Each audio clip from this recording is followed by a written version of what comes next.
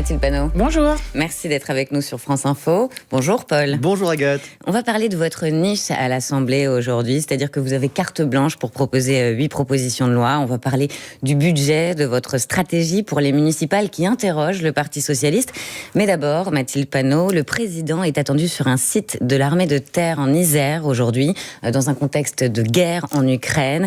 Et face à la menace que fait peser la Russie sur l'Europe, Emmanuel Macron envisage de réinstaurer le service militaire sous une forme volontaire. Est-ce que vous soutiendrez cette initiative à LFI ? Alors non, nous ne pouvons pas être d'accord avec cela, d'autant plus que ça intervient dans un moment où il y a eu les propos, il y a quelques jours, du chef d'état-major des armées, qui a expliqué qu'il fallait que nous soyons prêts à perdre nos enfants et à souffrir économiquement. Je rappelle que en République, l'autorité militaire est strictement subordonnée à l'autorité politique, sous le contrôle du Parlement, et que donc un chef d'état-major des armées n'a pas à parler de cette manière, et nous sommes très inquiets de voir qu'il y a une manière de gouverner par la peur qui, je crois, ne fonctionnera pas dans notre pays. Mais Jean-Luc Mélenchon, en 2022, il réclamait une conscription citoyenne obligatoire. Exactement. Mais c'est pas très éloigné. Alors si, quelles sont les différences ? D'abord, comme Emmanuel Macron est en train d'expliquer que c'est peut-être une réinvention du service national universel, vous savez, qui devait être généralisé en janvier 2026 et qui est un échec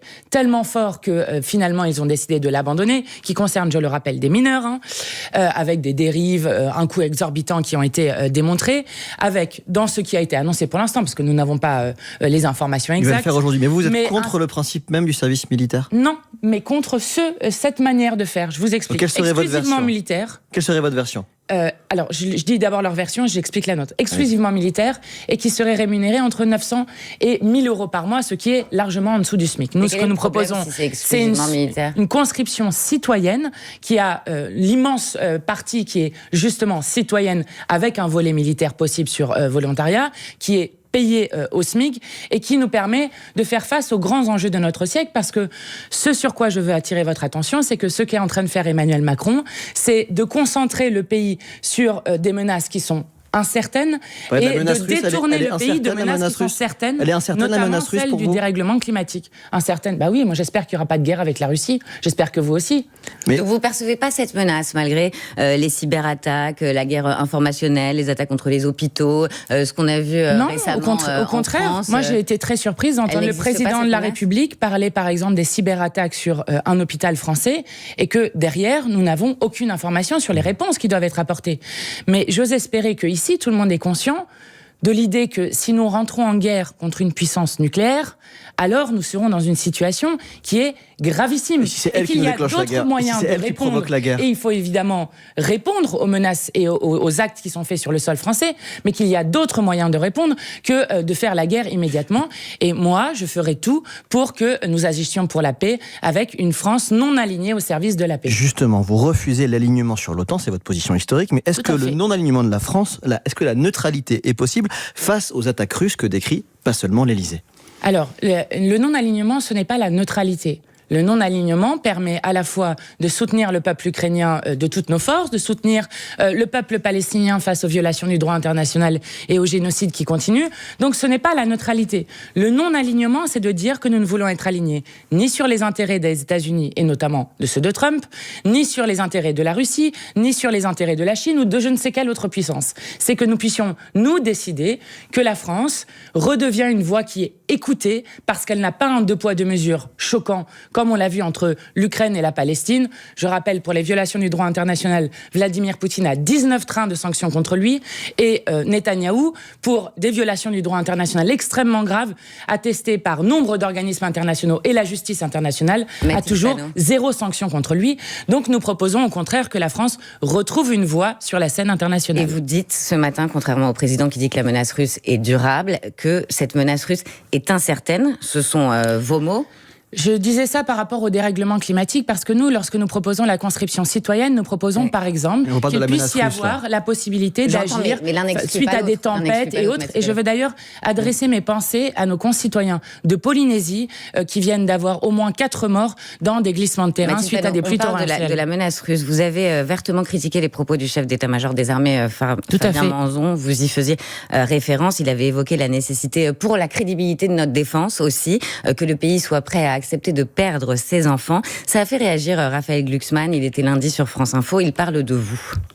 Le déchaînement de toute une partie de la classe politique, depuis la France Insoumise jusqu'au Rassemblement National, contre le chef d'état-major des armées, vient montrer une chose, c'est que l'esprit de capitulation et de défaite est extrêmement puissant dans cette classe politique. C'est qui ? Je vise tous ceux qui ont crié « Nous voulons la paix », comme si le chef d'état-major des armées voulait la guerre. Est-ce que vous avez l'esprit de capitulation et de défaite ? Non, j'ai l'esprit républicain. Et en République, je le redis, un chef d'état-major des armées, comme les autorités militaires, conseillent le pouvoir politique. Elles obéissent et elles servent. Et c'est ce qui permet de protéger l'armée. Et moi, je veux alerter non seulement, nous sommes habitués aux saillies va-t-en-guerre de Monsieur Glucksmann, mais la première chose pour faire face à des menaces, et notamment parce que les menaces qui ont été faites, ça ne vous a pas échappé, sont par exemple des menaces qui visent à diviser la communauté nationale. La première force d'un pays face à des menaces extérieures, c'est la cohésion du pays. Et donc, pour la cohésion du pays, la chose que nous devons faire, c'est de refuser toute division, mais aussi de faire partir ceux qui divisent le pays, notamment Emmanuel Macron. Mais quand Jean-Luc Mélenchon remet en cause la légitimité du président ukrainien, considère que Volodymyr Zelensky est le président de rien, que l'Ukraine ne peut plus gagner, que la guerre, le départ de Zelensky est la condition de l'accord, est-ce que vous êtes toujours sur cette position ? Est-ce que vous ne reprenez pas ainsi encore la rhétorique de Vladimir Poutine ? Vous savez, l'accusation d'être pro-russe, on nous l'a fait absolument tout le temps. Là, je reprends juste vos propos. Nous sommes le seul mouvement politique, monsieur, le seul de ce pays, qui avons non seulement fait sortir des opposants russes à Vladimir Poutine, des Russes qui sont pour la paix. Nous les avons fait sortir du pays et depuis pratiquement 4 ans, c'est nous qui faisons en sorte qu'ils puissent vivre correctement dans ce pays. Juste, est-ce que vous n'avez pas répondu à la question de Paul je vais répondre. Bien sûr, je vais répondre. Sur la question de Zelensky, ce qu'a fait Jean-Luc Mélenchon, c'est de ne pas remettre ça en cause, sa légitimité. Il a dit qu'il fallait qu'il y ait des élections en Ukraine. Et je ne vois pas qui nous sommes tous ici pour refuser des élections au peuple ukrainien. Et je vais vous expliquer pourquoi c'est important. C'est important parce que nous voulons qu'il y ait une paix qui soit basée sur la diplomatie, qu'il y ait la construction d'une sortie politique du conflit. Et donc, s'il y a une construction politique de sortie du conflit, cela veut dire que derrière, si vous ne faites pas des élections, y compris pour que ça soit M. Zelensky de nouveau, il n'y a pas de problème. Mais si vous ne faites pas des élections et que juste après... C'est parce qu'il y a une guerre, Mathilde Panot. Et vous dites oui, que mais c'est pour ça que nous demandions que le cessez-le-feu puisse avoir lieu pour faire en sorte que justement il puisse y avoir des élections. Je vais expliquer pourquoi. Rapidement. Parce que sinon, la paix ne sera pas durable.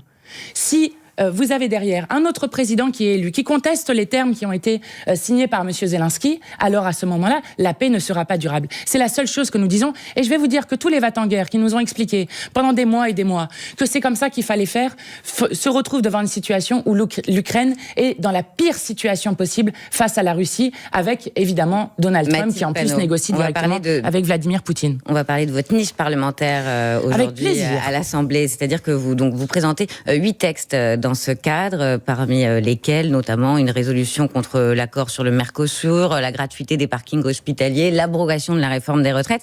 Déjà, c'est un peu comme le RN la dernière fois, vous proposez quand même des textes assez consensuels pour une bonne partie de l'hémicycle. C'est quoi l'idée ? C'est de piéger vos adversaires qui auront du mal à s'opposer à ces textes, même s'ils viennent de vous ? Non, nous n'avons pas des petits objectifs politiciens. Nous faisons des textes qui peuvent changer la vie des gens et qui montrent que la politique peut être au service de l'intérêt général et de l'intérêt commun. Et je crois que c'est en plus une niche qui arrive, donc la seule journée dédiée que nous ayons dans l'année, qui arrive dans un moment particulier, dans un moment où depuis 1 an et demi, nous avons un président de la République qui refuse de reconnaître le résultat des urnes, où nous avons des gouvernements qui tombent les uns après les autres et qui continuent coûte que coûte la même politique au service des plus riches. Et donc ce que nous faisons, fidèle à la stratégie que nous utilisons à l'Assemblée, un pied dedans, un pied dehors, nous allons faire rentrer aujourd'hui les luttes populaires à l'intérieur de l'Assemblée. Justement. Et pendant ce temps-là, le Rassemblement national essaye évidemment d'empêcher ces votes avec une obstruction jamais vue dans une niche parlementaire. Le Rassemblement national vous répond que vous avez fait de l'obstruction quand lui proposait la gratuité des parkings hospitaliers ou de lutter contre les frais bancaires. C'est absolument faux. D'abord parce que la différence entre le texte que nous avons sur la gratuité des parkings et celui que portait le Rassemblement national, c'est que la gratuité des parkings pour le Rassemblement national, c'était dans 20 ans quand les concessions seraient terminées. Nous, c'est immédiatement. Ça Ça, c'est la première chose. La deuxième chose, nous avons déposé en tout et pour tout sur la niche du Rassemblement national 71 amendements. Eux en ont déposé 600 sur la nôtre. Et nous, quand nous faisons de l'obstruction, nous l'assumons. Par exemple, 13 000 amendements pour empêcher le vote de la retraite à 64 ans. Donc nous faisons de l'obstruction uniquement pour protéger les Français. Eux en font pour pourrir la vie des gens. Et je le dis aujourd'hui, par exemple, sur la nationalisation d'ArcelorMittal, c'est 15 000 emplois qui sont en jeu. Le RN permettra un vote sur Arcelor, mais aura donné une bonne leçon à LFI qui se croit tout permis. On va parler d'Arcelor dans quelques instants, mais qu'est-ce que vous répondez à Jean-Philippe Tanguy? Est-ce que vous n'êtes pas comme des enfants dans une cour de récréation? Le Rassemblement national est l'ennemi des travailleurs, qu'ils ne pensent qu'à leurs petits intérêts et qu'ils défendent le camp du grand capital, notamment celui de Mittal, mais aussi celui de Vinci Parking, d'Indigo et de beaucoup d'autres. Et que ce qu'ils sont en train de faire, c'est bafouer le droit des groupes d'opposition à avoir une journée dédiée pour pouvoir passer des textes, et que ça va se voir beaucoup. Dans un instant, vous allez nous dire comment vous voulez sauver l'aciériste ArcelorMittal, mais tout de suite, il est 8h45 et c'est l'info en 1 minute avec Maureen Sugnard. Le gouverneur de la Banque de France alerte sur France Info sur un risque d'étouffement progressif du pays. Il met en cause la dette publique.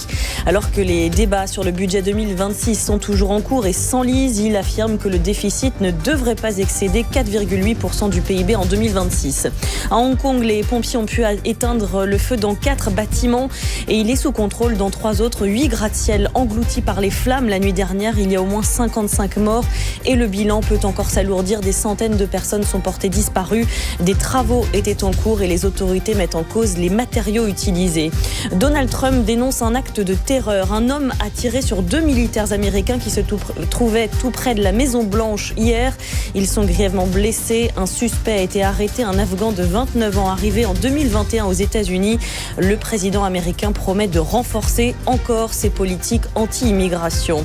Et puis des buts, beaucoup de buts hier en Ligue des champions de football. Victoire 5-3 pour le PSG face à Tottenham. Monaco a concédé un nul face à Paphos, 2 buts partout.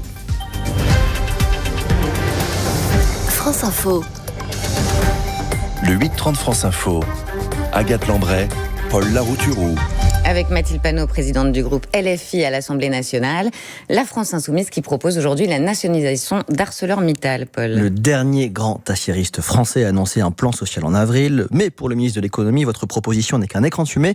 Et pour le président d'ArcelorMittal, invité ce matin de France Info, Alain Legris de la Salle, c'est une très mauvaise idée, votre nationalisation. La plupart de nos sites en France sont compétitifs parce que le groupe maintient et a maintenu ses investissements. Nos sites sont exposés aujourd'hui aux surcapacités mondiales et aux importations destructrices des marchés européens. Donc, nous sommes face à une concurrence déloyale et la nationalisation ne règle en rien ce problème. Est-ce que vous pensez qu'un gros chèque d'argent public réglera le problème de la compétitivité? En fait, ce n'est pas une question d'un gros chèque d'argent public, puisque vous regarderez que ArcelorMittal reçoit déjà des centaines de millions d'argent public et refuse d'investir à la fois dans les usines et dans la décarbonation, alors que la France pourrait être leader de l'acier vert, notamment en Europe. Il faut comprendre que l'acier, la production d'acier dans notre pays, détermine derrière toute la souveraineté industrielle du pays. Ça détermine le secteur automobile, de la construction, de la défense, bref, toute la souveraineté industrielle, et que sont en jeu 15 000 emplois, et on parle de 80 000 emplois indirects qui pourraient disparaître dans quelques années s'il n'y a pas d'investissement. Et ça, on donc, ne le dit pas, mais est-ce que vous savez de le pourquoi faire. l'acier n'est pas compétitif aujourd'hui, Mathilde Panot, et pourquoi ArcelorMittal souffre autant? Oui, mais ils parlent de concurrence, mais très bien, mais ils sont en train de vouloir notamment délocaliser à la fois en Inde. Oui, non, mais d'accord. Est-ce que vous voulez travailler là-dessus? Parce que ce que dit le ministre de l'économie, ce que dit le patron d'ArcelorMittal, c'est que vous aurez beau réinjecter de l'argent, vous ne réglerez pas les sujets de compétitivité. Si l'acier chinois est toujours plus attractif, parce si on décarbone pas, nous travaillerons sur la décarbonation de l'acier, ça c'est la première chose. Et la deuxième chose, nous pouvons tout à fait organiser le fait de faire disparaître totalement la production d'acier dans notre pays et d'ensuite d'être dépendant de l'ensemble de ces autres pays. Et je pense que personne ne veut de ça. Si vous regardez par exemple en Grande-Bretagne, ils ont dû au dernier moment nationaliser en urgence justement leur production d'acier dans une situation catastrophique. La nationalisation permet au contraire de pouvoir organiser et planifier cela. Donc nous le redisons, tous les gens, notamment le ministre de l'économie dont vous parliez tout à l'heure, qui nous explique qu'il n'y a pas d'autre solution que la nationalisation, ne propose absolument rien. Donc, puisque Mittal refuse de faire les investissements nécessaires, l'État le fera et nous protégerons ainsi un secteur qui est essentiel, encore une fois, à la souveraineté de notre pays. Le gouvernement a notamment annoncé des mesures pour baisser les coûts de l'énergie, justement pour aider aussi les industriels. Oui, ça serait temps qu'ils le fassent, mais je vais vous dire, ils auraient dû faire en sorte d'empêcher ce qui a été voté au niveau européen, qui fait que les prix de l'énergie dans notre pays sont toujours corrélés sur le prix du gaz et qui n'ont rien à voir avec leur coût de production, ce qui est le principal problème dans notre pays, que nous avions fortement dénoncé et dont la France Insoumise était le seul groupe à avoir voté contre au niveau du Parlement européen. On passe au budget. La perspective d'un compromis s'éloigne. Le Sénat a entièrement détricoté tout ce qu'avait fait l'Assemblée nationale. L'ancien chef de l'État, François Hollande, n'exclut plus un recours au 49.3 qui permettrait de faire adopter ce texte sans vote. On l'écoute, c'était hier sur BFM. Nous verrons bien. Pour l'instant, c'était le choix du Premier ministre, c'était aussi la demande du Parti socialiste. Donc il faut aller jusqu'au bout de cette logique. Il serait quand même mieux dans une assemblée, puisque c'est elle qui aura le dernier mot, que les uns et les autres, qui n'ont pas forcément ce qu'ils veulent, puissent trouver le compromis et voter et le budget de la sécurité sociale et le budget du pays. Mais il ne faut jamais se priver d'une disposition constitutionnelle. Est-ce que ce matin, Madame Panot, vous allez nous faire une ode au 49.3 parce que ça permettrait notamment de sauver la suspension de la réforme des retraites ? Alors déjà, ce n'est pas une suspension de la réforme des retraites, je vais réexpliquer, c'est un décalage du calendrier d'application de la réforme Borne, c'est-à-dire exactement la même chose sur la retraite à 64 ans, mais décalée d'1 an, je n'appelle pas ça une grande victoire. Quant à la question du 49.3, vous imaginez quand même le ridicule de la situation. Il y avait 2 grandes victoires obtenues par le Parti socialiste. La soi-disant suspension qu'aurait dû bloquer à 62 ans et 9 mois la réforme des retraites, ce qui n'est pas le cas puisque la retraite à 64 ans est avalisée par ce qu'a obtenu le Parti socialiste. Et là, la deuxième grande victoire de la direction socialiste, c'était d'avoir obtenu le non-recours au 49.3. Et voilà qu'ils se retrouvent devant vos plateaux télé pour expliquer qu'il faudrait de nouveau utiliser le 49.3. Mais ça veut dire que vous préférez pas de budget du tout et une loi spéciale, en fait, dans notre pays, ça n'existe pas de ne pas avoir de budget. Nous ne sommes pas comme dans une situation comme aux États-Unis où il y aurait un shutdown. Une loi spéciale et le signal que cela enverrait à nos voisins, au marché, le signal d'une France incapable de se mettre d'accord, de trouver un compromis et toutes les hausses de crédit qui étaient décidées ne seront pas appliquées. Donc il y aura aussi des perdants en cas de loi spéciale. Ah oui, il y aura beaucoup de gagnants surtout. Je vais vous dire, le budget de l'année dernière était très, très dur, nous l'avons combattu. Mais celui de cette année propose des milliards de coupes supplémentaires qui vont toucher l'ensemble des services publics, qui est absolument dramatique, avec toujours une même politique qui est menée, qui refuse de taxer les plus riches, la taxe Zuckman, l'impôt de solidarité sur la fortune et autres. Je vais vous dire, nous avons eu déjà l'année dernière une loi spéciale. La loi spéciale, par exemple, ça ferait qu'on ne taxerait pas les malades du cancer. Ça pourrait être intéressant. On n'enlèverait pas la prime de Noël aux personnes qui ont le RSA et qui sont sans enfants. Là aussi, c'est intéressant. Donc moi, je vais vous dire, moi, je suis favorable à ce qu'on arrête. Ce n'est pas une question de se mettre d'accord. C'est une question d'un pouvoir qui est aujourd'hui illégitime, qui continue coûte que coûte une politique qui a été battue largement par les urnes, et donc de faire en sorte que nous ayons une loi spéciale pour pouvoir avoir du temps avec un budget où les fonctionnaires sont payés, et ensuite pouvoir revenir devant le peuple français pour trancher par les urnes les grandes orientations qu'ils veulent, car il est impossible de continuer encore 18 mois comme cela. À propos de grandes orientations, la question majeure aussi, c'est la répartition des richesses. Quelle est votre position sur l'idée qu'ont sorti par surprise les socialistes avant-hier au Sénat, vous savez, ce fameux emprunt forcé pour les 20 000 foyers les plus riches? Vous savez, je vous rappelle, les socialistes devaient ne pas censurer un gouvernement macroniste au départ s'il n'y avait pas un candidat NFP à Matignon. Puis ensuite, il devait ne censurer s'il n'y avait pas l'abrogation de la retraite à 64 ans, s'il n'y avait pas la suspension. Puis ensuite, s'il n'y avait pas la taxe Zuckman. Et maintenant, ils ont abandonné la taxe Zuckman, qui était l'impôt plancher à 2% sur les ultra-riches, qui fait que les ultra-riches de ce pays continueraient à s'enrichir, mais paieraient la même chose que ce que payent en moyenne les Français et les Françaises. Donc c'était quand même un minima de minima. Rien ne trouve grâce à vos yeux. Non mais attendez, nous on veut pas emprunter, on veut pas faire un prêt aux grandes fortunes de ce pays. Nous on veut qu'elles contribuent autant que le reste des Français et des Françaises. Ça s'appelle de la justice fiscale et de la justice sociale. Il faut qu'on avance. À Grenoble, récemment, un enfant de 12 ans a été blessé par balle sur fond de trafic de drogue. Dans ce contexte, le candidat LFI au municipal dans la ville a déclaré « Mon équipe n'aura pas vocation à faire la chasse aux dealers ». L'insécurité, le narcotrafic qui ont prospéré ces dernières années à Grenoble, ça ne doit pas être le sujet d'un maire pour LFI? Alors, je vais vous expliquer dans quel cadre notre candidat a dit cela. Il a dit que la police municipale n'irait pas rechercher les grands réseaux, par exemple, les grands réseaux, démanteler des réseaux d'armes, démanteler les réseaux de blanchiment d'argent qui permettent d'avoir une criminalité organisée autour de la drogue dans notre pays. Et je ne crois pas que mon équipe n'aura pas vocation à faire la chasse aux dealers. Vous pensez que c'est les policiers municipaux qui doivent faire ça ? En tout cas, il ne veut pas qu'il soit armé, il ne veut pas de vidéoprotection. Je vais vous expliquer. Le problème de la politique qui est menée depuis 20 ans, c'est que c'est un échec absolu.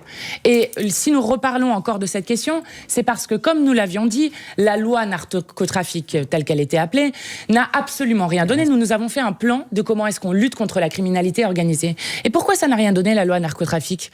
Parce qu'il n'y a pas d'enquêteurs, parce qu'il n'y a pas assez de juges dédiés. Vous savez, par exemple, que dans le budget l'année dernière, il y a eu 5000 postes de policiers, de police judiciaire qui ont été supprimés. Et nous avons besoin, au contraire, de police judiciaire pour démanteler les réseaux. Parce que si on ne démantèle pas les réseaux, vous pouvez faire toutes les opérations place nette que vous voulez, ça ne sert absolument à rien. Mais la police municipale ne doit pas être armée pour vous. Vous vous dites pas qu'il y a des scénarios où c'est nécessaire. Par exemple, en 2020, l'attentat à la basilique de Nice, ce sont des policiers municipaux qui ont neutralisé l'assaillant. Oui, mais vous êtes d'accord avec... S'ils n'avaient pas été armés, oui, il y aurait peut-être eu plus de morts. Madame Lambret, vous vous rendez compte que les villes aujourd'hui développent les polices municipales et souvent arment les polices municipales aussi parce qu'elles doivent pallier au désengagement de l'État.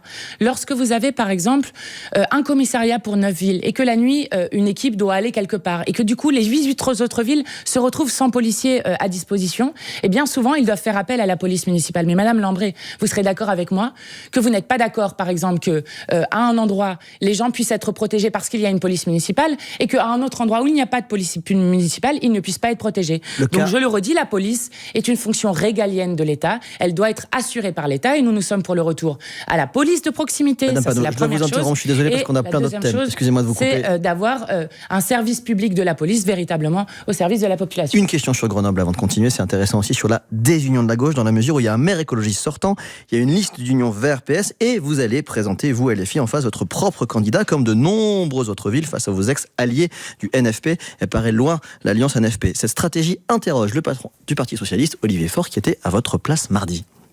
Quand on est de gauche, en fait, on devrait se battre pour pas faire tomber des villes de gauche vers la droite, parce que c'est en fait ce qui va se produire si leur seule intention est d'aller chercher en fait à battre socialistes, écologistes, communistes. Quel est leur objectif dans la vie ? C'est être les idiots utiles de la droite. Idiot utile de la droite ou renfort de la gauche, Mathilde Panot ? Alors, quand on est de gauche, Monsieur Faure, on ne soutient pas un gouvernement macroniste qui est absolument contraire à la promesse qui avait été faite aux électeurs et aux électrices de rompre avec la politique de malheur d'Emmanuel Macron. Ça, c'est la première chose. La deuxième chose, vous pourriez peut-être demander à Monsieur Faure s'il connaît Madame Trottmann. Madame Trottmann, c'est la candidate du Parti Socialiste à la mairie de Strasbourg. Et vous savez, à Strasbourg, qui est la maire ? Une maire écologiste. Donc, est-ce que le Parti Socialiste a le droit, lui, de se présenter contre des mairies écologistes et nous n'aurions pas le droit ? On pourrait demander aussi s'il connaît Monsieur Blanchard, qui est, lui, candidat à Poitiers, là aussi contre une maire écologiste. À la Courneuve, il y a un candidat socialiste contre un maire communiste. Donc, je vais vous dire, ça s'appelle la démocratie. Et nous porterons dans ces élections la question de la régie publique, la question de la baisse des loyers, bref, la question du référendum d'initiative citoyenne, bref, des manières de rompre aussi au niveau municipal avec les politiques qui sont menées. Il va être 8h58 sur France Info, c'est l'heure de la question qui, ce matin, la question qui touche. Des élus écologistes ont déposé un vœu au Conseil de Paris. Ils veulent un socle plus élevé ou l'installation de panneaux pédagogiques autour de la statue de Dalida, sur la butte Montmartre. Pourquoi ? Eh bien parce que les touristes lui touchent systématiquement la poitrine. Ces élus dénoncent, je les cite, des gestes inappropriés mimant une agression sexuelle qui participe à la culture de l'impunité. Qu'en pensez-vous ? Oui, ça peut être une bonne idée. Je le dis parce que ça peut paraître un peu loin parfois puisque nous parlons d'une statue. Mais je le dis, tout ce qu'on appelle la culture à la fois du viol, du non-consentement, des agressions, sont des choses qui participent aussi au sentiment d'impunité. Vous savez que dans notre pays, rien que la semaine dernière, jeudi dernier, il y a eu 4 féminicides, qu'on compte 149 féminicides, donc de femmes qui sont mortes parce que femmes. Mais le frère de Dalida qui a donné ce buste dit que c'est absolument ridicule. Eh bien, très bien. Mais moi, je pense que c'est intéressant de poser les questions. Mais poser les questions, mais évidemment, ce qu'il faut faire, et je le dis notamment à Aurore Berger sur le plan qui a été proposé, qu'il n'est pas possible de lutter contre les violences faites aux femmes sans aucun moyen supplémentaire, et les associations ne cessent de demander 3 milliards supplémentaires, et notamment de faire en sorte que leurs subventions ne baissent pas. Merci d'avoir répondu aux questions de France Info. Merci Paul. Merci Agathe. Vous restez avec nous dans un instant, les informés avec Renaud Dely.